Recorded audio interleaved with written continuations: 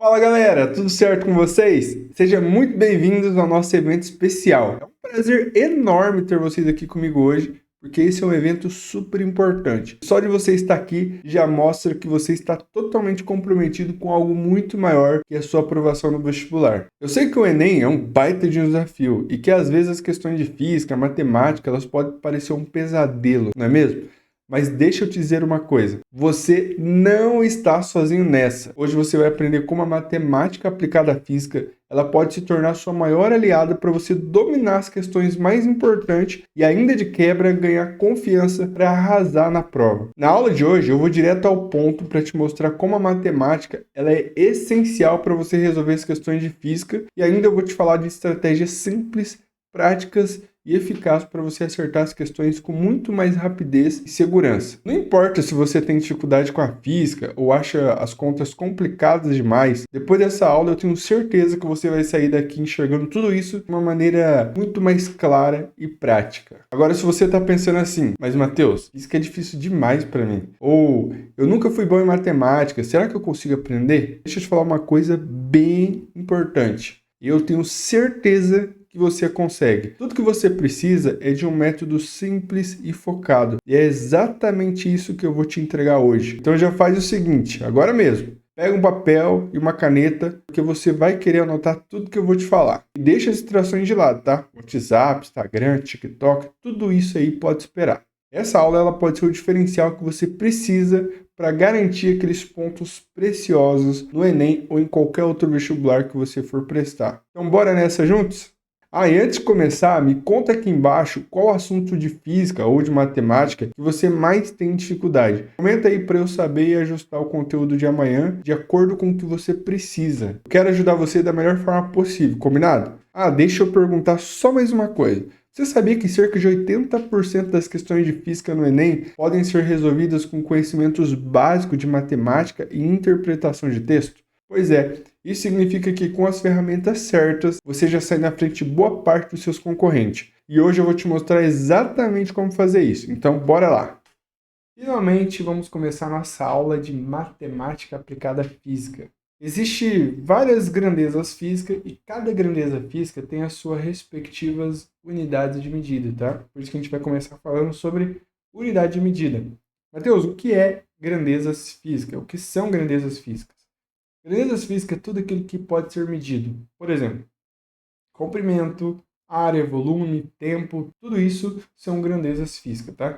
E cada grandeza física tem várias unidades de medida. Por exemplo, o comprimento mesmo. Comprimento, ele pode ser dado em quilômetros, hectômetro, decâmetro, metro, decímetro, centímetro, milímetro. Tudo isso aqui são unidades. Como tem várias unidades, a gente tem que escolher uma unidade para ser especial. Essa unidade especial a gente chama de unidade do Sistema Internacional de Medida. Então, toda grandeza física tem a sua unidade especial, que é a unidade do Sistema Internacional de Medida, tá? Você vai perceber que alguns exercícios ele fala assim, converta todas as unidades para o Sistema Internacional. E aí você tem que saber quais são as unidades da grandeza no Sistema Internacional. Por exemplo, o comprimento mesmo. O comprimento, a unidade de comprimento no sistema internacional é o metro. Então, se tiver alguma coisa lá em quilômetro, e o exercício pedir para você converter para o sistema internacional, você vai ter que converter para metro. Se tiver em centímetro e ele pedir para você converter para o sistema internacional, vai ter que converter para metros, tudo bem? Se tiver em metro, tá tudo certo. Aí não precisa fazer nenhuma conversão. Mas, Matheus, como que eu faço essas conversões que você falou? É exatamente isso que eu vou te ensinar aqui, ó. Imagina que eu tenho uma grandeza aqui que está em quilômetro e eu quero converter para metros, tudo bem? Aí eu coloquei essas outras grandezas aqui só para você se familiarizar. Você não precisa decorar todas elas não, tá? Mas aqui é o quilômetro, aqui é o hectômetro, aqui é o decâmetro, aqui é o metro, decímetro, centímetro e milímetro. Essas são as grandezas que temos aqui, ó. Então, se eu quero converter de quilômetro para metros, o que eu tenho que fazer? Eu tenho que multiplicar por 10 uma, duas, três vezes. Mateus, então é só multiplicar por 30? 3 vezes 10?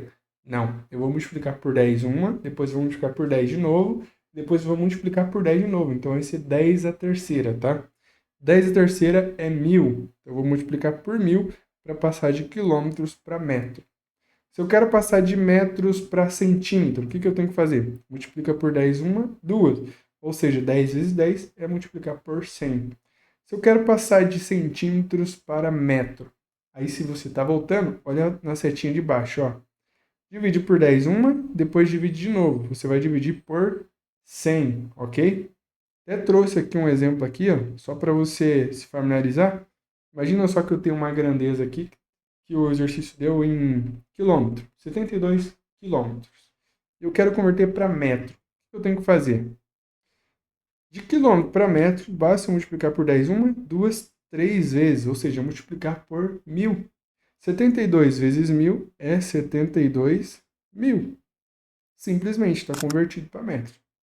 Se eu quero converter de centímetros para metro, olha lá, de centímetros eu quero ir para metro, aqui está em centímetro. Para ir para metro, basta dividir por 10 uma, duas vezes, ou seja, dividir por 100. Para dividir por 100, basta eu deslocar a vírgula duas casas para a esquerda, tá? Então, nesse caso aqui, o 250, a vírgula está lá no finalzinho, escondidinha. Se eu tenho que dividir por 100, então a vírgula vai ter que andar duas casas para a esquerda, vai ficar 2,5. Mateus, não é 2,50?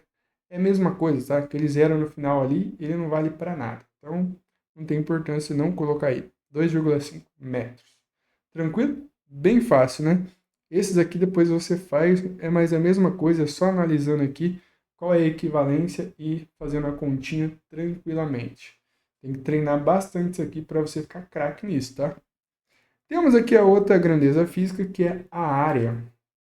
A área é muito parecido com o comprimento, só que é tudo elevado ao quadrado. A unidade no Sistema Internacional de Área é metro quadrado, que é essa daqui, ó, metro quadrado. Então, nesse caso, as conversões aqui vai ser muito parecido com o comprimento também, só que tudo elevado ao quadrado também. Então, se eu quero converter de quilômetros quadrados para metro quadrado, em vez de eu multiplicar por 1000, igual eu fazia aqui antes, eu vou multiplicar por 1000 ao quadrado. E 1000 ao quadrado é 1 milhão. E dá para ver aqui, ó, 100 vezes 100 vezes 100 é 10 a sexta, que é 1 milhão. Então, se eu quero converter, por exemplo, de metros quadrados para centímetro quadrado, eu vou ter que multiplicar por 10, 10 ao quadrado, depois por 10 ao quadrado de novo, ou seja, por 100, depois por 100. E 100 vezes 100 é igual a 10.000. Tudo bem? Tranquilo, né? Então, eu trouxe um exemplo aqui só para vocês familiarizar. Imagina que eu tenho aqui 3.500 centímetros quadrados e eu quero converter para metro quadrado, que é a unidade no Sistema Internacional de Área. O que eu tenho que fazer? Olha só. Se está em centímetro quadrado e eu quero para metro quadrado, eu vou ter que dividir por 100 uma, duas vezes. Dividir por 100 vezes 100 é dividir por 10.000, né? Que aqui é 10 a quarta. 10 a quarta é 10.000. Mateus, mas se eu vou dividir por 10 a quarta, eu posso só deslocar a vírgula para a esquerda? Sim. Se você quiser fazer a continha na raça, pode fazer. Mas é muito mais simples deslocar a vírgula. A vírgula está escondidinha aqui, ó. Se você vai dividir por 10.000, que é 10 a quarta, basta deslocar a vírgula 1, 2, 3, 4 casas para a esquerda. Fica 0,35 metros quadrados. E assim sucessivamente. Tudo bem? Vou fazer isso aqui também, ó. 480 milímetros quadrados, eu quero passar para centímetro quadrado. Então, de milímetro para centímetro quadrado, basta dividir por 100. Dividir por 100 é deslocar a vírgula duas casas, porque 100 é 10 ao quadrado, né? Então, ó, duas casas para a esquerda. Então, é uma, duas, vai ficar 4,8. Muito tranquilo, não é mesmo? Não esqueça de praticar isso aqui na lista de exercício, hein? Isso aqui você faz sozinho, ó.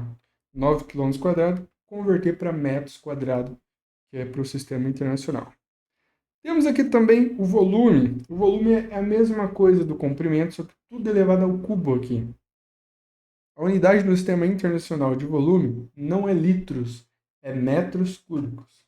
Você tem que, quando o exercício pedir para você converter alguma grandeza de volume para o sistema internacional, você vai ter que converter para metros cúbicos.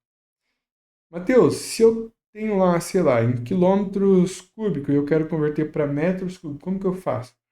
você vai fazer a mesma coisa que a gente fazia lá para comprimento, só que tudo elevado ao cubo.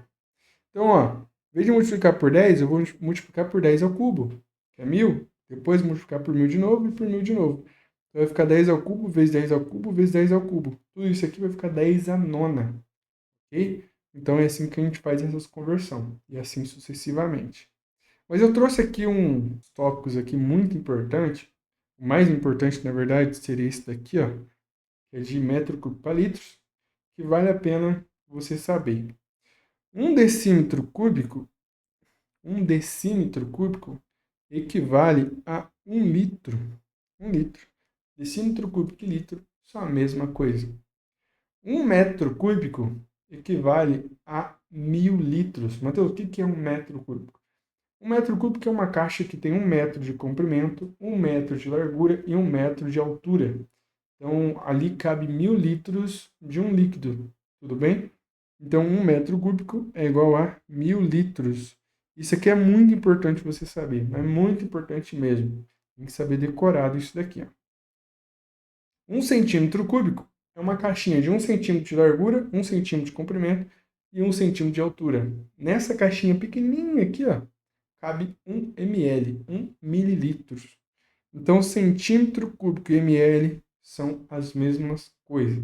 Então, por exemplo, 1 litro tem 1000 ml. Então, tem quantos centímetros cúbicos?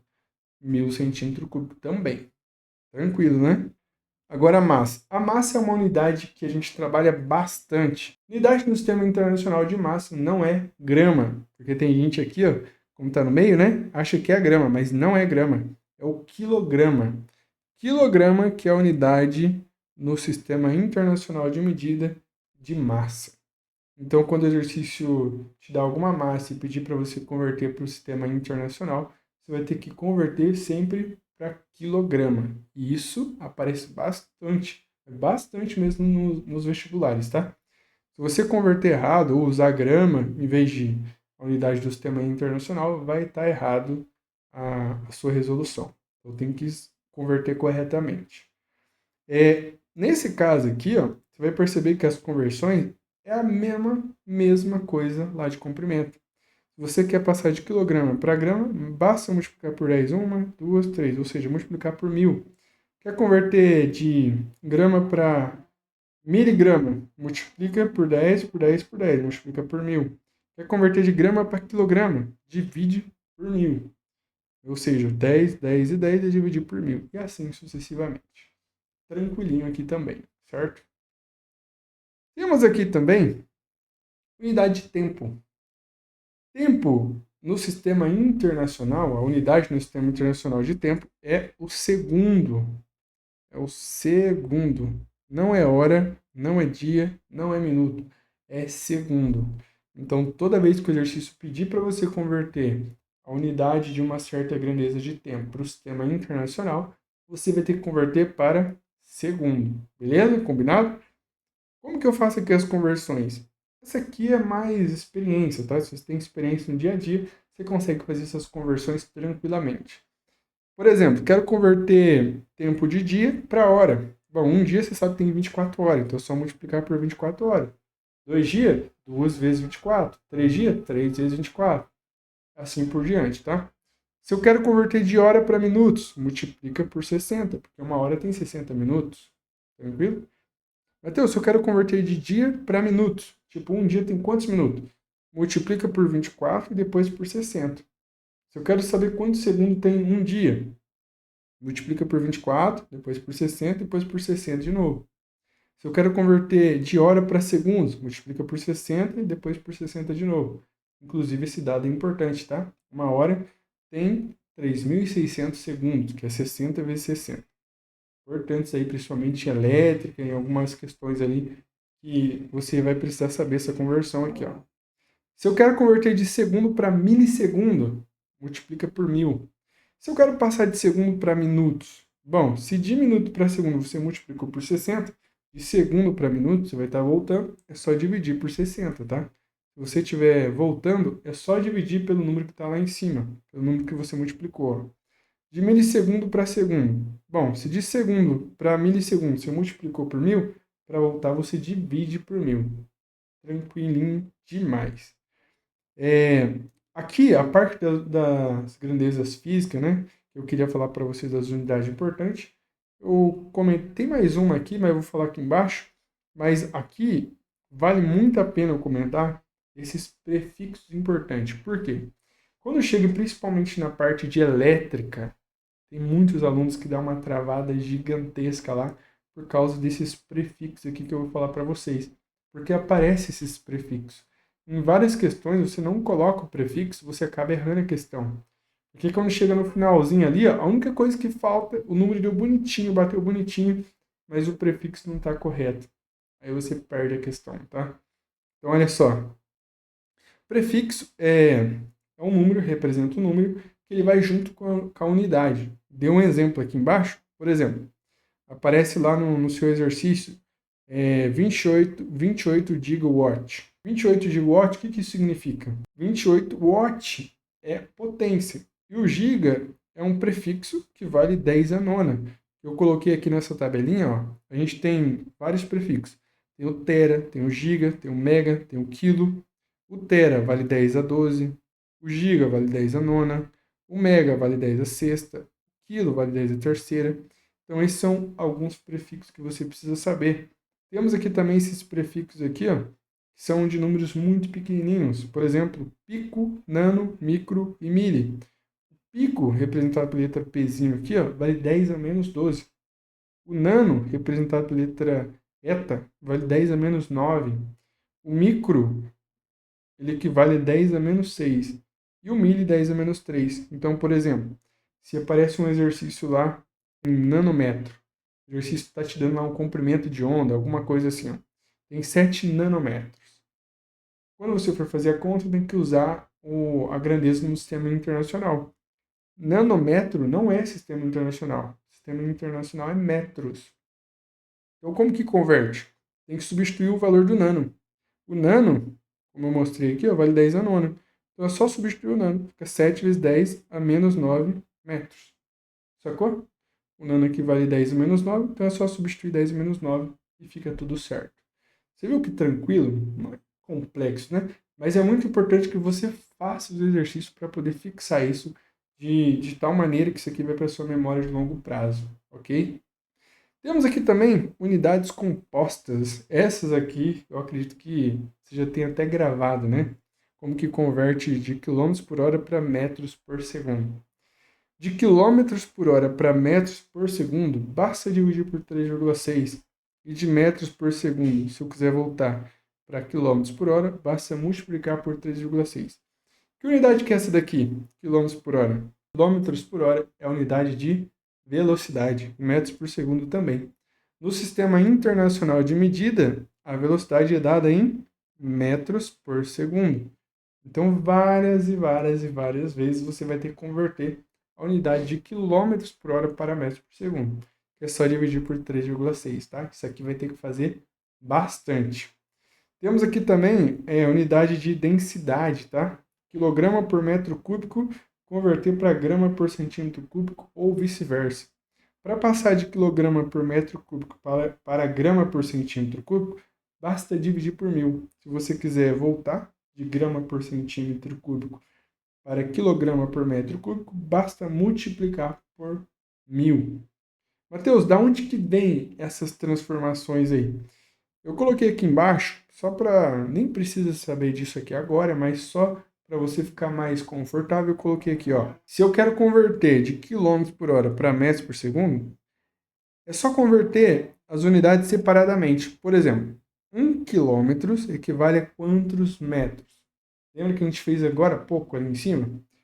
1 quilômetro, se eu quero passar para metros, eu tenho que multiplicar por 10 vezes 10 vezes 10, ou seja, multiplicar por 1000. Então basta multiplicar por 1000. Foi o que eu fiz aqui, ó. Multipliquei por 1000. Então o quilômetro foi para 1000 metros. Agora a hora. Se eu quero passar de hora para segundos, lembra que eu falei para você agora que é importante você saber isso? Uma hora equivale a quantos segundos? Uma hora equivale a 3.600 segundos. Então, convertendo aqui, ó, a hora é igual a 3.600 segundos. Pronto, apareceu metros por segundo. Agora, se eu dividir em cima e embaixo por 1000, vai ficar 1 dividido por 3,6. Então, se eu quero converter de quilômetros por hora para metros por segundo, basta dividir por 3,6. Entendeu? Da onde que sai essa conversão? Aqui é a mesma coisa, ó. O quilograma por metro cúbico, se eu quero converter para grama por centímetro cúbico, eu vou fazer a mesma coisa. Vou converter separadamente. Quilograma, se eu quero passar para grama, lembra, quilo para passar para grama, basta multiplicar por 10 vezes 10 vezes 10, ou seja, multiplicar por 1000. Então é 1000 gramas. Agora, de metro cúbico para centímetro cúbico, lembra, eu tenho que multiplicar por 10 elevado ao cubo. Lembra disso? 10 elevado ao cubo, então já deu 10 a terceira. Depois multiplicar de novo por 10 elevado ao cubo, para ir de metro para centímetro cúbico. Então vai ser 10 ao cubo vezes 10 ao cubo, que é 10 a sexta, que é 1 milhão, 10 a sexta. Então multipliquei por 1 milhão para converter de metro cúbico para centímetro cúbico. E aí cheguei aqui na unidade que eu queria, que era grama por centímetro cúbico. Só que daí eu divido em cima e embaixo por 1000, fica 1 sobre 1000. Por isso que se eu quero converter de quilograma por metro cúbico para grama por centímetro cúbico, basta eu dividir por 1000. Daí que veio essas conversões que a gente acabou de fazer aqui em cima. Beleza? E agora a gente vai falar de um assunto muito importante, mas muito importante mesmo, que é razão e proporção.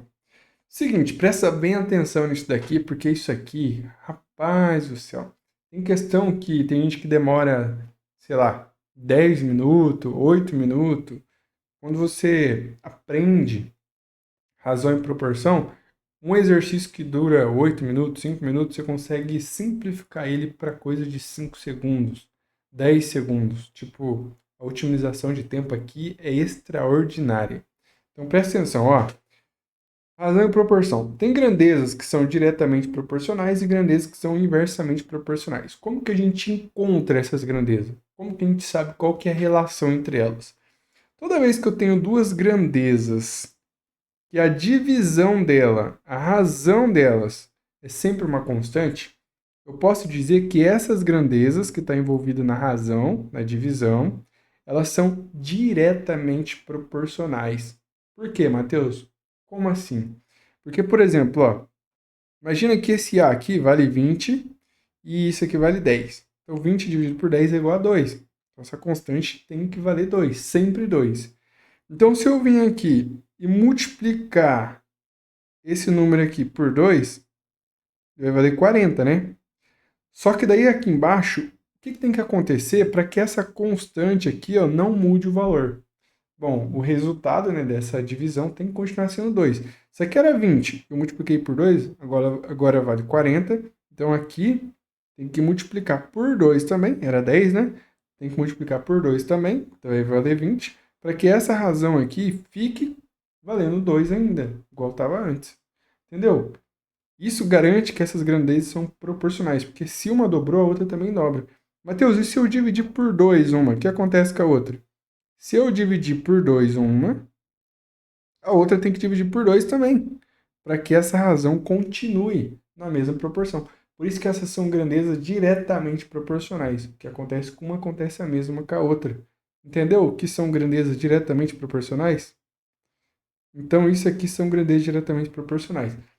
Mas, muitas vezes, pode aparecer um exercício que essa relação de diretamente proporcional não seja desse formato. Porque se eu pegar esse B aqui e passar multiplicando, esse B que está dividindo, eu passo multiplicando, eu vou chegar nessa relação aqui, ó, A igual a constante vezes B. Essa relação também é uma relação de grandezas diretamente proporcionais. Porque se eu dobrar esse A aqui, ó, multiplicar por 2, esse B vai ter que multiplicar por 2 também. Igual a gente viu aqui, ó. Tudo bem? Se eu multiplicar por 2 aqui, aqui multiplica por 2. Entendeu a relação aqui? Isso são grandezas diretamente proporcionais. Eu vou te mostrar aqui, depois, uns casos importantes aqui que aparecem na física, tá? Mas vamos lá. Grandezas inversamente proporcionais. O que são grandezas inversamente proporcionais? São grandezas que o produto delas, ou seja, a multiplicação, é igual a uma constante.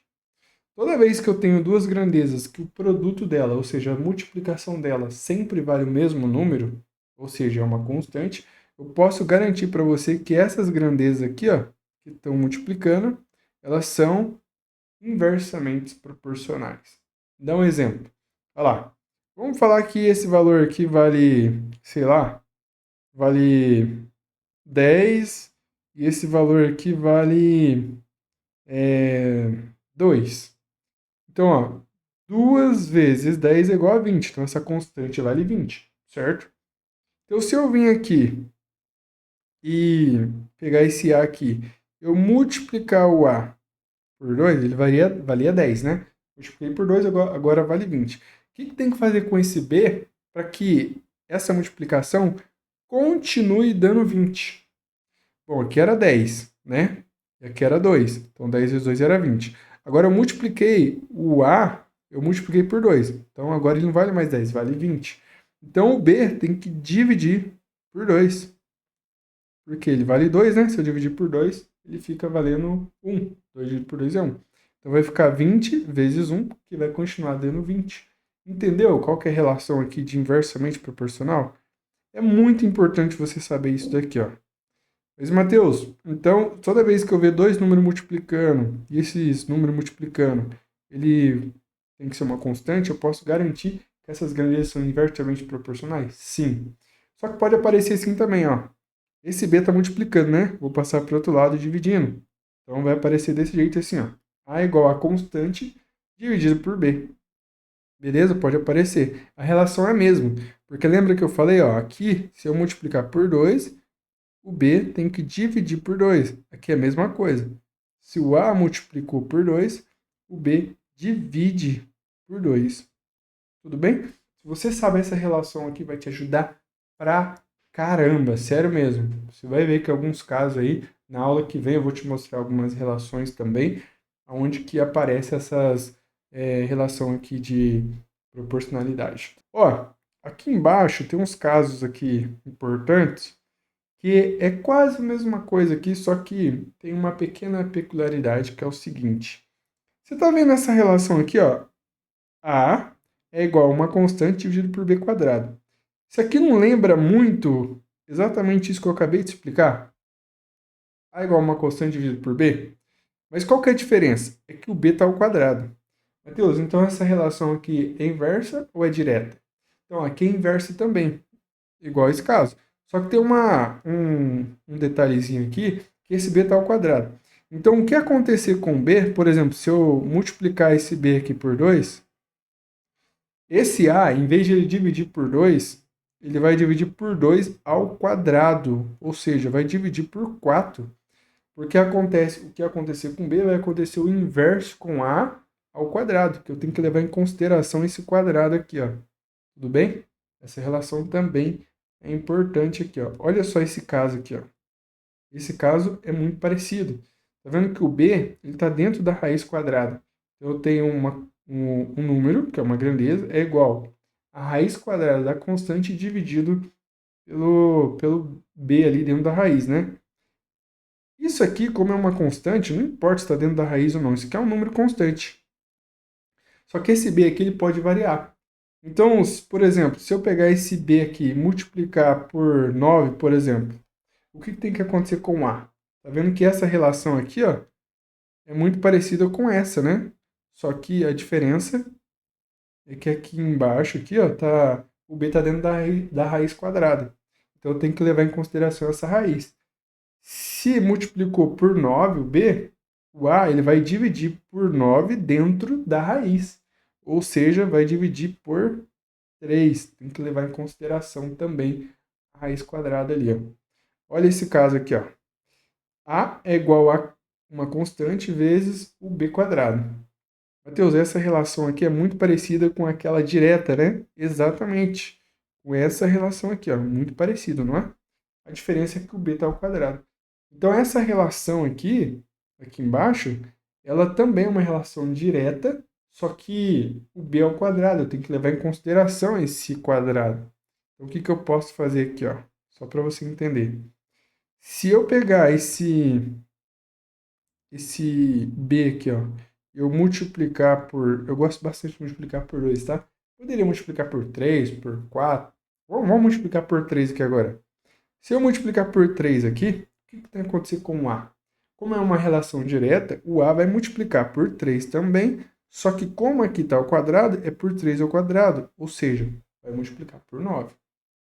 Okay? Se eu dividir aqui por 3, o B por 3, o A vai dividir por 3 ao quadrado, ou seja, vai dividir por 9. Se eu multiplicar o B por 4, o A ele vai multiplicar por 4 ao quadrado, ou seja, vai multiplicar por 16. Eu tenho que levar em consideração esses detalhes aqui do expoente, tudo bem? Olha esse outro caso aqui, ó. É muito parecido com essa relação anterior, só que o B está dentro da raiz. Então é a mesma coisa. Se eu multiplicar o B aqui por 9, por exemplo, o A ele vai multiplicar por 9, só que dentro da raiz. Ou seja, vai multiplicar por 3. Tá? Então tem que levar a raiz quadrada junto também nessa relação aqui de proporcionalidade. Tranquilo, né? Olha só aqui uns casos que aparecem na física. Imagina só que um exercício está falando que tem um carro que a velocidade dele é constante. Se a velocidade é constante, você sabe que velocidade é distância por tempo, velocidade média, só que a velocidade ela é constante. A velocidade não muda. Se a velocidade não muda, então significa que a distância dividida pelo tempo são duas grandezas diretamente proporcionais, tá vendo? Uma divisão igual a um número constante. Então, o que acontecer com a distância tem que acontecer com o tempo. Se eu for percorrer uma distância maior, vou levar mais tempo, o que faz sentido, né? Se eu vou percorrer uma distância maior, o tempo vai ser maior também. Se eu percorrer uma distância menor, se eu fosse percorrer uma distância menor, o tempo ia ser menor também. Então, essa relação aqui de proporcionalidade, ela ajuda bastante nesse caso aqui, ó. Um outro caso aqui, ó. Imagina que eu tenho aqui a velocidade de ondas, né? Que a gente tem lá em ondulatória. V é igual a lambda F. Então, nesse caso aqui, a velocidade, ela é uma constante. Faz de conta que a velocidade da onda é constante. Imagina que essa onda ela não vai mudar o meio, então a velocidade é constante. Então, significa que essas duas grandezas aqui, ó, que são o comprimento de onda e a frequência, elas, como estão multiplicando, e essa multiplicação é igual a um valor constante, isso significa que essas duas grandezas, elas são inversamente proporcionais. O que acontece com uma acontece o inverso com a outra. Se eu multiplicar aqui por 2 o comprimento de onda, a frequência ela vai dividir por 2. Olha um outro caso aqui, ó. Esse caso aqui, de novo, aqui a equação fundamental da ondulatória, né, que é o V igual a lambda F, só que agora não é mais a velocidade que é constante, é a frequência que é constante. Então, a frequência, ela não muda, tá vendo? Ela é constante nesse caso. Então, nesse caso, a relação que eu vou analisar é entre a velocidade e o comprimento de onda. Pode perceber que essa relação aqui agora, da velocidade e o comprimento de onda, é uma relação diretamente proporcional. O que acontecer com a velocidade acontece com o comprimento de onda. Se eu dobrar aqui a velocidade, o comprimento de onda aqui vai dobrar também. Se eu dividir por 2 a velocidade, o comprimento de onda divide por 2 também. Tudo bem? Porque é uma relação de proporcionalidade direta. Olha esse caso aqui, ó. Matheus, esse caso aí é complicado, não é não? Claro que não, é a mesma coisa. Esse que está de vermelho é tudo constante. Para facilitar, se você quiser, você pode escrever assim, ó. Esse aqui é a equação de Clapeyron, tá? PV igual a nRT. Você pode fazer assim, ó. P é igual, esse volume você passa dividindo. Tá multiplicando, passa dividindo. Então vai ficar N vezes R dividido por V. Multiplicando por T, que é a temperatura. Tá vendo que tudo isso daqui, ó, é uma constante? É um número. É um número. Então eu tenho a pressão é igual a uma constante que multiplica pela temperatura. Que relação que é essa aqui?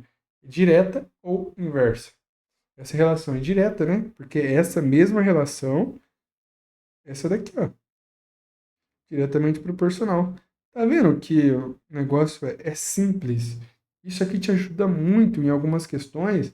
O exercício ele simplesmente fala assim, ó, imagina que eu tenho uma pressão tal, número de mol tal, constante tal, volume tal e temperatura tal. Se eu mantenho tudo constante, menos a temperatura e a pressão, se eu dobrar a temperatura, o que acontece com a pressão? Sacou? Aí você já consegue saber, ó, se eu dobrar a temperatura, vou colocar de preto aqui, ó. Se eu multiplicar por 2 a temperatura, né, temperatura em Kelvin, aqui nesse caso, a pressão ela vai multiplicar por 2 também. Se eu dividir por 2 a temperatura, a pressão divide por 2 também, porque é uma relação direta, diretamente proporcional. Esse caso aqui, ó, clássico, tá? Isso aqui é a lei de Coulomb, que relaciona a força elétrica entre cargas elétricas. Bastante importante isso daqui, ó. Tá vendo? Imagina que o exercício fala que a constante eletrostática, a carga, as duas cargas são constantes, não muda o valor, mas se eu mudar a distância entre essas cargas, o que acontece com a força? A gente sabe se aumentar a distância, a força diminui. Mas diminui quanto? Então, a gente consegue analisar que essa relação aqui é uma relação de proporcionalidade inversa, né? A força ela é inversamente proporcional ao quadrado da distância. Então, lembra, o que acontecer com a distância acontece o inverso ao quadrado com a força. Se eu multiplicar por 2 aqui, ó, essa distância, essa força vai dividir por 2 ao quadrado, ou seja, por 4. Olha que relaçãozinha da hora aqui para você aprender. Isso aqui, gente, isso aqui vale ouro, você não está entendendo. Esse negócio aqui vale ouro. Olha essa outra relação aqui, ó. Esse aqui é o período de um pêndulo, fazendo um MHS, aqui um pêndulo simples, né? Aqui nesse caso aqui, eu tenho que o período, que é o t aqui, é igual a 2π, que multiplica a raiz quadrada de L sobre G, onde L é o comprimento do pêndulo e G é a aceleração da gravidade local. Então, nesse caso, o que está de vermelho é constante. Então, tudo isso aqui ó, é constante, é um número. Então, a relação aqui é entre o período e a raiz quadrada do comprimento. Você já viu isso aqui, né? Isso daqui, ó, é essa mesma relação que a gente acabou de ver aqui, ó, em cima. É uma grandeza que ela está relacionada com a raiz quadrada de outra grandeza. Então, uma relação direta, né? Só que tem que levar em consideração a raiz quadrada. O que acontecer com o comprimento, acontece a mesma coisa com o período, só que ao quadrado. Se eu pegar, por exemplo, aqui e multiplicar por, sei lá, por 9 aqui vai multiplicar por 9, só que dentro da raiz quadrada. Ou seja, multiplica por 3. Tudo bem? Você viu que tranquilo, né? Esse último aqui é potência elétrica. A potência elétrica é igual a DDP ao quadrado dividido pela resistência.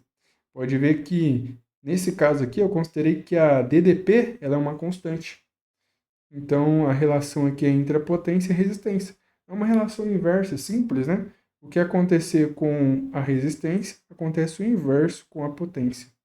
Você viu que tranquilo que é isso daqui, gente? Isso aqui te ajuda muito a resolver muitas questões, tá? De forma muito rápida mesmo, ligeiro. Depois a gente vai fazer uns exemplos desse daqui, você vai ver como que isso é fácil. E na lista de exercícios tem uns exercícios desse aqui que eu recomendo fortemente que você faça. Você vai ver como que você vai ficar bom nessa parte aqui, ó. Próximo tópico é geometria, área e volume, tá? Que vale a pena aqui porque tem muito aluno que dá uma penada aqui nessa parte. É bem tranquilo, tá?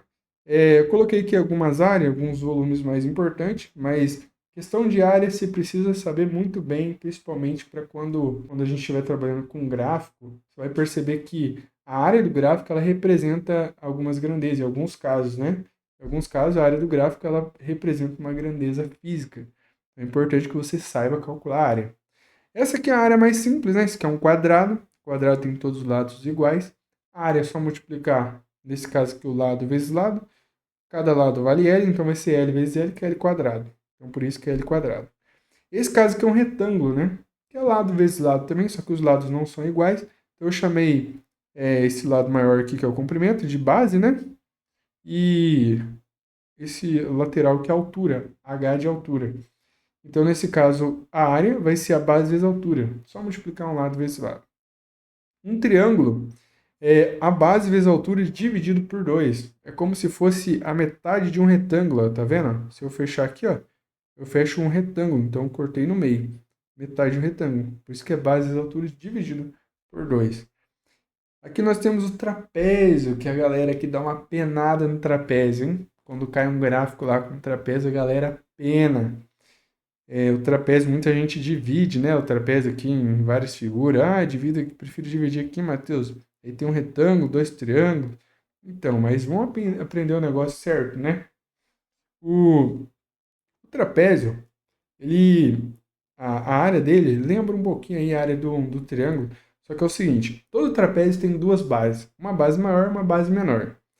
Esse Bzão aqui é a base maior e o Bzinho é a base menor.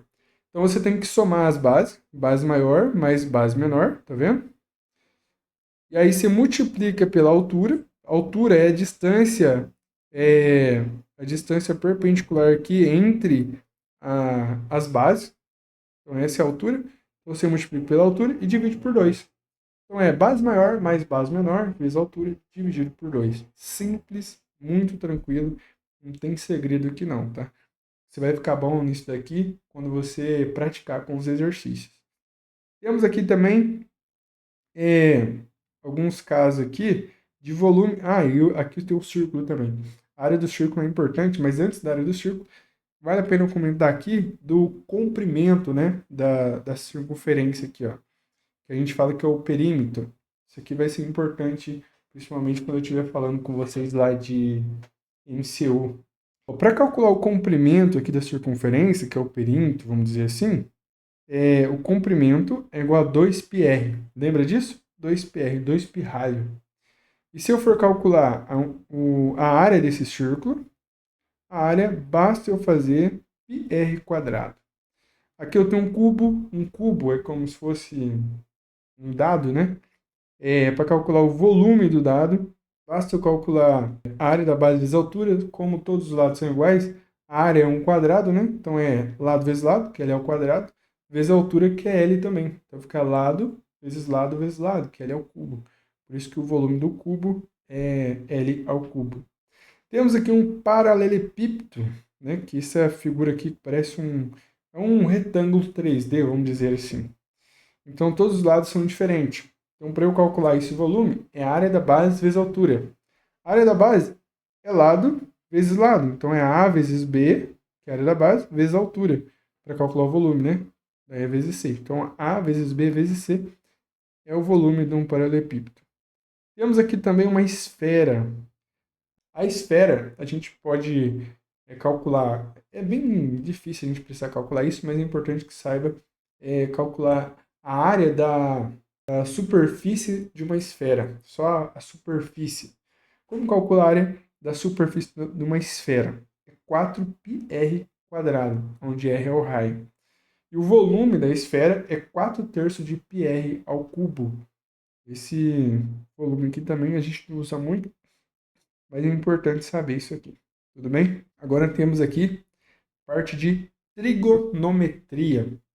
Não vou a fundo aqui nessa parte de trigonometria, não. Eu vou comentar alguns pontos mais importantes aqui, coisa que a gente usa na física, tá? Porque isso aqui é matemática aplicada à física, que não é... Não vou te dar uma aula de matemática a fundo, não. É só matemática aplicada à física. Então, essa parte de trigonometria aqui é bem, vamos dizer assim, simples, básico, tá? É a base mesmo. Então, ó, o que você tem que saber de trigonometria? Primeira coisa, triângulo retângulo. Triângulo retângulo, você precisa manjar muito bem triângulo retângulo. Você precisa lembrar que o triângulo retângulo, ele tem 3 lados, onde 2 lados aqui tem que formar um ângulo de 90 graus, um ângulo reto, né? E aí, cada lado desse aqui no triângulo retângulo tem um nome. Esses lados aqui que formam um ângulo reto são os catetos. E o lado que ele é oposto ao ângulo de 90, a gente chama de hipotenusa. Eu coloquei um ângulo aqui, ó, esse ângulo θ, só para a gente dar nome aos catetos. Quando a gente escolhe um ângulo, aí o cateto que é oposto a esse ângulo, a gente chama de cateto oposto, e o cateto está encostado nesse ângulo, a gente chama de cateto adjacente. Então o B é o adjacente e o C é o cateto oposto, tá? Temos aqui O Teorema de Pitágoras. O Teorema de Pitágoras a gente usa bastante na física. Ele é bem simples, né? Lembra do Teorema de Pitágoras?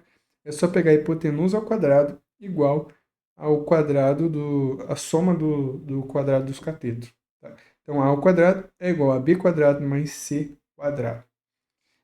A gente usa bastante, isso aqui é importante que você grave o Teorema de Pitágoras. Ele é bem tranquilo, bem simples, não tem segredo. É importante você saber também sobre o triângulo pitagórico.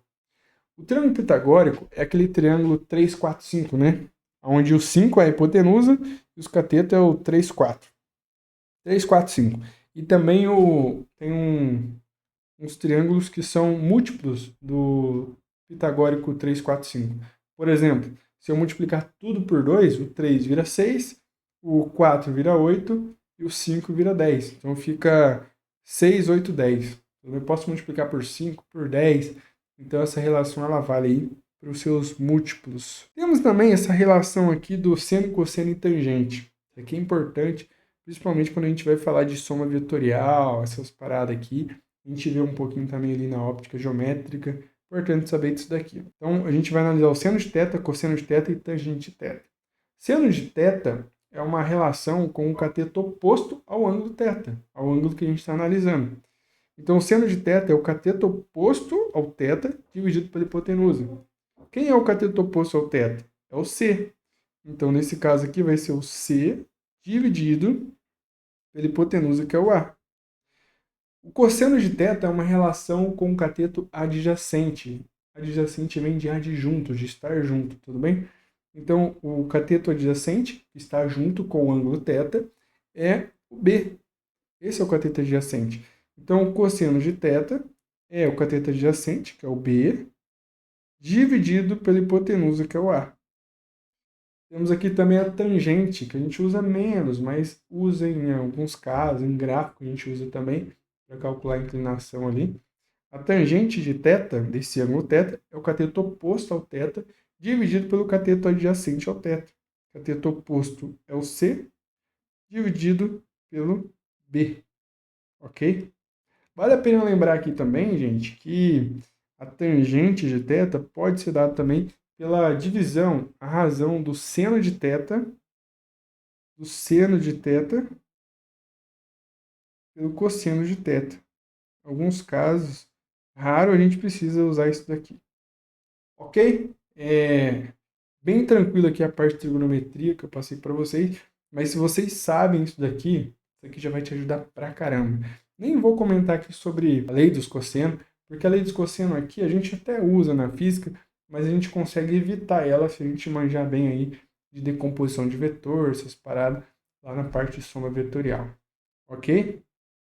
Agora, pessoal, a gente está quase acabando. Não desiste, hein? A gente está quase acabando, chegando no final. Vamos falar aqui, ó, dos ângulos notáveis. Vale a pena falar deles também. Eu acredito que muitos alunos aí já sabem, né? Esses ângulos notáveis aqui. Eles são muito importantes, principalmente para aquelas questões que não te dão os ângulos, né? Aí você vai precisar lembrar desses ângulos notáveis aqui, ó.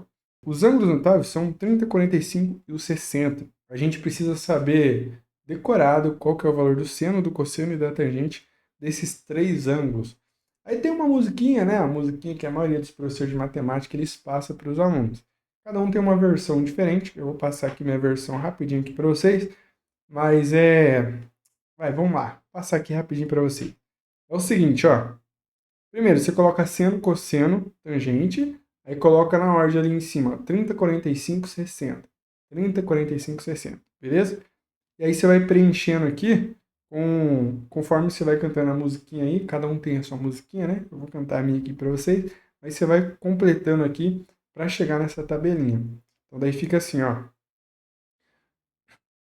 1, 2, 3, 3, 2, 1, todos sobre 2. A raiz vem no 3 e também no 2. A tangente, ela é diferente. Raiz de 3, raiz de 3. Pegou o código aí? Então é isso aí, gente. Essa parte aqui é importante que você saiba, tá? O valor do seno, cosseno, tangente, esses três ângulos aqui, porque em vários casos vai te salvar. Vamos aqui agora para o ciclo trigonométrico, um pavor de muitos alunos aí, mas quem manja isso aqui, ó, tá top, viu? Ajuda pra caramba. O ciclo trigonométrico, ele é um círculo e tem um plano, dois eixos aqui, um plano cartesiano nele, tá? E o ponto 00 do eixo é bem no meio aqui, ó, bem no meio. E aí, esse círculo, ele tem um raio igual a 1. Então, se ele tem um raio igual a 1, então do ponto 0 até aqui, ó, vale 1, concorda? Do ponto 0 até lá em cima, vale 1 também. Do ponto 0 até aqui atrás, vale menos 1. Do ponto 0 até aqui embaixo, vale menos 1 também. Porque é o raio do nosso círculo. E qualquer distância aqui, ó, sempre vai valer 1. Tudo bem? Essa distância aqui do raio. Mas é importante você saber que nesses pontos aqui vale 1, aqui vale 1, aqui vale 1, aqui vale 1. Mateus, por que aqui atrás vale menos 1? Porque esse aqui é o 00, para frente é 1, para trás é menos 1. Se aqui é o 00, para cima é 1, para baixo é menos 1. Só por isso. Tranquilo isso aqui, né? Aí, o eixo que está deitado, a gente chama eixo dos cossenos. E o eixo que está em pé, eixo do seno. Mateus, como que eu vou decorar isso? Tem uma técnica aqui boa aqui para vocês, ó. Se você está com sono, você fica deitado ou fica em pé? Fica deitado, né? Com sono, cosseno. Com sono, cosseno. Então, toda vez que você lembrar com sono, você vai lembrar do cosseno, deitado. Cosseno, com sono, deitado. Sem sono, se você está sem sono, você fica em pé. Então, sem sono, seno. Sem sono, seno. Sem seno. Sem sono, em pé. Por isso que o seno é em pé. Tudo bem? É uma maneira aí para você gravar. Eu vou explicar como que a gente faz para encontrar o valor de seno e cosseno. Existe esse raio aqui, ó. Esse raio aqui que tem um tamanho de 1, né? A gente pode girar ele, tá no sentido anti-horário. O sentido positivo dele é o sentido anti-horário. A gente pode locomover ele aqui. Conforme a gente vai movimentando ele, ele vai abrindo um certo ângulo. Então, ele começa aqui embaixo, aqui, ó. Começa aqui embaixo. Aí faz de conta que eu desloquei ele para cima até fazer um ângulo de 30 graus ali. E aí, quando chegou no ângulo de 30 graus, eu consigo saber qual que é o valor do seno e cosseno. Como, Matheus? Seno e cosseno de 30, né? Como que eu faço isso? Projetando esse raio aqui nos respectivos eixos. Imagina só que eu quero saber o valor do seno de 30. Então, eu coloco aqui, eu coloco essa haste exatamente nesse ponto. Eu coloco uma lanterna aqui, ó. Essa lanterna, eu ilumino aquela haste. A hora que eu ilumino essa haste, ela vai projetar uma sombra aqui, ó. Tá vendo? Vai projetar uma sombra aqui. E essa sombra aqui é o valor do seno de 30. Essa distância aqui é o seno de 30. E quando eu for medir essa distância, adivinha quantos que vai dar essa distância aqui, ó? Quando eu tiver essa haste exatamente com 30 graus. Vai dar o valor do seno de 30. E o seno de 30 vale meio. Vai dar meio. Então, por que meio? Lembra que eu falei que daqui até em cima vale 1? Aqui vai dar bem no meio. E dá meio, ok? E o cosseno de 30? Quanto que vai dar o cosseno de 30? O cosseno de 30, você pega aqui, ó, a lanterna, ilumina aqui a haste de cima para baixo. E aí, essa haste aqui, ela vai projetar uma sombra aqui embaixo. E essa sombra aqui embaixo representa o valor do cosseno de 30. Mateus, se eu medir essa distância, quanto que vai dar? Essa distância vai dar exatamente raiz de 3 sobre 2, que é o cosseno de 30, certo? Então é assim que a gente faz para encontrar o seno e o cosseno dos ângulos. Bem tranquilo, né? Pode ver que não é o bicho de 7 cabeças, não. Vale a pena eu comentar aqui, ó, do seno e cosseno de alguns ângulos aqui que a gente acaba usando e os alunos às vezes não entendem por que tem esses valores. Que é o seno de 0, cosseno de 0, seno de 90, cosseno de 90, seno de 180 e o cosseno de 180. Vamos começar com o 0. Lembra que eu falei para você que o ângulo 0 vai ser quando essa haste aqui, ó, vermelha, ela estiver aqui embaixo, né? Porque concorda que daí não tem ângulo nenhum, ó. Se ela estiver aqui embaixo, o ângulo vai ser 0. Quando ela estiver aqui, fala para mim. Se eu pegar a lanterna e tentar projetar essa haste lá no eixo do seno, Você concorda que ela não vai fazer sombra nenhuma? Por quê? Porque se eu coloco a lanterna aqui, ó, vou colocar a lanterna aqui só para você ver. Se eu colocar a lanterna aqui, eu pego a lanterna e coloco aqui, você concorda que essa sombra vai ser só um ponto. Esse ponto aqui, qual que é o tamanho dele? Né? Esse ponto aqui assim, ó. Zero. É por isso que o seno de zero é zero. Mateus, e se eu pegar e, sei lá, eu quero saber o valor do cosseno de zero, o que que eu faço? Aí você tem que projetar essa haste aqui, você tem que projetar ela em cima do eixo dos cossenos. Então é só pegar a lanterna e iluminar aqui em cima. Pega a lanterna, opa, ela pega a lanterna e ilumina aqui em cima. Aí você vai perceber que ela vai projetar a sombra em cima exatamente do raio da circunferência, que vai ser 1, né? Então, por isso que o cosseno de zero ele é igual a 1. O cosseno de zero é igual a 1. Mateus, e o de 90? Bom, de 90 eu vou pegar aqui essa haste que está aqui embaixo, vou jogar lá para cima. Ela vai aqui para cima. Então a haste vai estar aqui, ó. Aí o ângulo que vai fazer aqui, 90 graus. Ok? Então agora, olha só como que é claro isso, né? Você concorda que o seno de 90 é exatamente 1. Por quê? Porque a haste está em cima do raio da circunferência aqui no eixo do seno. Então, por isso que o seno de 90 é igual a 1. E o cosseno de 90, Matheus? Bom, se eu for tentar projetar a sombra aqui dessa haste aqui, ó, aqui no eixo do cosseno, você vai ver que não vai fazer sombra nenhuma. Por isso que o cosseno de 90 é igual a zero. E o seno de 180? Bom, daí eu tenho que rodar mais aqui um pouquinho essa haste, ela vai vir para cá, ó, porque daí o ângulo aqui, ó, se essa haste vem para cá, esse ângulo aqui, daqui para cá, ó, vai ser 180. Então, se for 180 aqui, nossa, estraguei aqui aqui vai ser 180. Aí o seno de 180, nesse caso, vai ser zero, porque você concorda que essa haste aqui, quando ela tiver aqui, ela não vai fazer sombra nenhuma em cima do eixo do seno. Então, por isso que o seno de 180 é igual a zero. E o cosseno de 180 é igual a menos 1. Por quê? Porque a haste está em cima do eixo do cosseno aqui, ó. Ela está completando o raio por completo aqui, só que para o lado negativo, né? Por isso que vai ser menos 1 aqui, ó.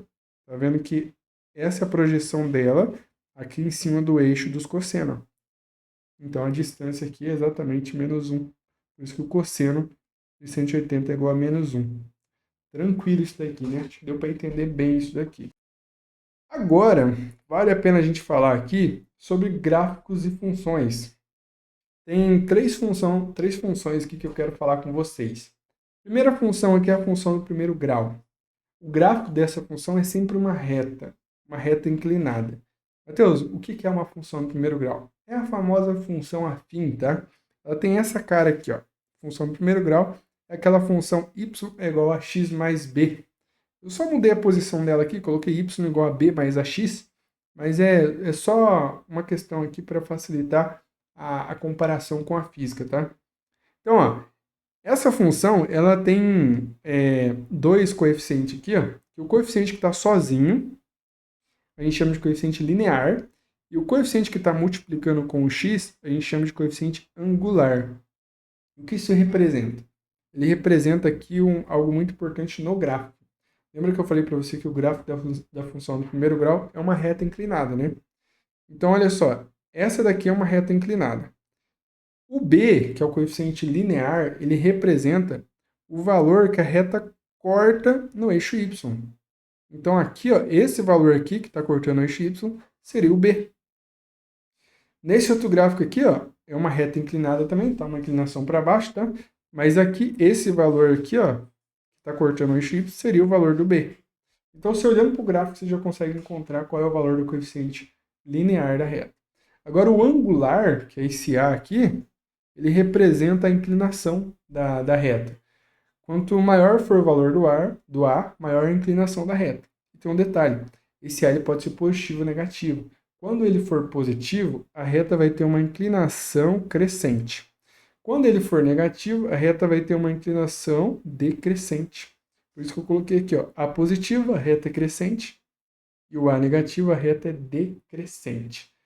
Matheus, mas como que eu analiso isso na física? Então, tem algumas funções na física que ela tem uma máscara por cima, mas por trás é exatamente essa função afim. Por exemplo, essa daqui, ó. Lembra o famoso sorvete, que é a função horária da posição do MRU? No lugar do Y, a gente colocou S. No lugar do B, a gente colocou o S0, que é a posição inicial. No lugar do A, a gente tem aqui a velocidade. E no lugar do X, a gente tem aqui o T. É por isso que quando a gente for analisar o gráfico dessa função aqui, essa função, que é a função horária da posição, né, o famoso sorvete, o gráfico dela vai ser assim, ó. Vai ser um gráfico de posição, que está vendo que no lugar do Y vem o S, né? Pelo tempo, no lugar do X vem o T. E aí esse valor aqui que vai cortar aqui no eixo, era no eixo Y, né? Agora é no eixo das posições, é exatamente o valor da posição inicial. O valor da posição inicial. Tá vendo? Aqui é o valor da posição inicial. E o que vai definir a inclinação da reta é a velocidade. Se a velocidade for positiva, a reta é crescente. Se a velocidade for negativa, a reta é decrescente. Inclusive, lembra que tinha um nome, né? Esses movimentos com velocidade positiva e negativa. Pode ser progressivo, retrógrado. Isso a gente vai ver dentro do nosso curso de física. Tudo bem? Então, olha só.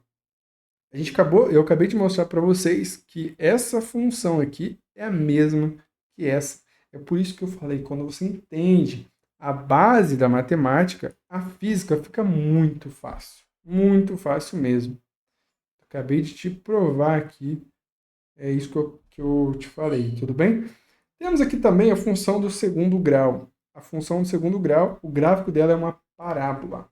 A função do segundo grau ela tem essa cara aqui, ó. Y é igual a ax² mais bx mais c. Coloquei aqui de uma maneira aqui mais fácil para a gente poder comparar aqui com a física, tudo bem? Então, olha só. Toda vez que eu tiver uma função do segundo grau, você nem precisa pensar muito. O gráfico vai ser uma parábola. Só que essa parábola ela pode ter uma concavidade para cima ou uma concavidade para baixo. Matheus, mas como que eu vou saber quando que ela vai ser concavidade para cima ou para baixo? É só olhar esse coeficiente aqui, ó, que está multiplicando com o x². Quando esse coeficiente aqui, que é o a, né, quando ele for positivo, aí o gráfico vai estar sorrindo, tá vendo? Concavidade para cima. Quando for negativo, aí o gráfico vai estar triste, concavidade para baixo. Então, esse coeficiente ele determina a concavidade da parábola. Importante saber também que esse C aqui, ó, que é o número sozinho, ele também representa o valor aqui em que a parábola vai cortar o eixo Y. Então, aqui seria o valor do C. E aqui também seria o valor do C.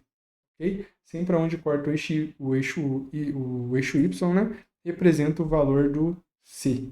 Ok? Tranquilo, né? Uma coisa interessante é que essa função é a mesma dessa daqui, ó. Lembra que função que representa essa? É o sorvetão, né? Isso aqui é a função horária da posição do MRUV, quando eu tenho aceleração. Pode analisar bem, ó, que no lugar do Y entrou o S, que é a posição. No lugar do C entrou o S0, que é a posição inicial. No lugar do B, entrou o V0, que é a velocidade inicial. Matheus, por que velocidade inicial? Porque aqui tem aceleração, a velocidade muda, né? No lugar do X, entrou o T. No lugar do A, entrou o A sobre 2. O A sobre 2 é um valor constante, tá? Então, o A sobre 2 entrou no valor do A. E no lugar do x², entrou o t². Então, a gente pode ver aqui que é a mesma função. Só que a função da física é que ela está mascarada com algumas letras diferentes. Mas é a mesma. Então, nesse caso, quando a gente analisa essa função aqui e vem comparar o gráfico, né? A diferença é que aqui, em vez de ser xy, no lugar do y a gente coloca o s, que é a posição, e no lugar do x, o t. Aqui a mesma coisa, ó. S e aqui o t. E aí, o que vai definir a concavidade da parábola não é o sinal desse Azão aqui, é do Azinho, da aceleração, né? Lá na física. É a aceleração. Se a aceleração for positiva, concavidade para cima. Se a aceleração for negativa, concavidade para baixo. E aqui o valor que vai cortar aqui no eixo Y representa a posição inicial. É a posição inicial. Tá vendo como que as coisas se encaixam depois que você entende a matemática básica? A matemática base e a física andam junto, elas andam junto, tudo bem? Temos aqui uma última função, que é a função racional. O gráfico dessa função aqui é uma hipérbole. Esse gráfico aqui ele é muito importante, principalmente quando a gente chega lá na parte de termodinâmica. Eu vou te explicar o porquê. Ó. A função racional ela tem essa cara aqui. Ó. A função racional é y igual a dividido por x, onde a é uma constante e o y depende de x aqui para existir. O gráfico dessa função é uma hipérbole. O que é uma hipérbole? Essas curvas aqui, ó, lembram um pouquinho ali da parábola, né? Só que ela não, a parábola ela é mais fechadinha, a hipérbole é mais aberta aqui e é mais acentuada, vamos dizer assim. Aí nesse caso, é importante você saber que essa constante aqui, ó, ela determina o tipo de hipérbole. Por exemplo, se eu aumentar esse valor, aí a minha hipérbole ela vai afastar do gráfico. Se eu diminuir esse valor aqui, que é a constante, né? A hipérbole ela aproxima do gráfico. Importante saber disso, por quê? Porque lá na física existe também a nossa função aqui da equação de Clapeyron. Lembra da equação de Clapeyron, né? Que é PV igual a nRT. Se eu pegar o V e passar dividindo e considerar que eu tenho que o número de mol é constante, a temperatura é um valor constante, a relação aqui vai ficar entre o P e o V. Então o gráfico dessa função aqui vai ser uma hipérbole também. E lembra que eu falei que a constante ela determina se a hipérbole ela está mais afastada ou mais próxima do gráfico? Se aumentar a temperatura aqui, esse gráfico afasta. Isso aqui determina aquelas hipérboles, né, que determina a temperatura no gráfico PV. Quanto mais afastada essa hipérbole, maior a temperatura. Quanto mais próximo do gráfico, menor a temperatura. Então aqui eu estou te mostrando a física, né, mascarada aqui, ó. A física ela dá uma mascarada nas fórmulas da matemática. Então agora eu passei tudo para vocês sobre matemática aplicada à física, tá? Foi um resumão aqui, porque não dá para eu passar tintim por tintim numa aula, né? Foi pauleira hoje. Se você chegou até aqui, eu tenho certeza que é porque você está comprometido mesmo. Então não esqueça de fazer a lista. Eu vou mandar no grupo do WhatsApp a lista, vou deixar disponível para vocês. E eu quero que vocês façam. Se tiver alguma dúvida, pode mandar mensagem para mim, no particular mesmo, eu respondo para vocês. Tudo bem? Porque eu tenho certeza que isso aqui vai mudar o jogo para vocês. A gente se encontra amanhã na nossa aula dos 3 assuntos de física que mais caem no Enem. Beleza? Então, até amanhã.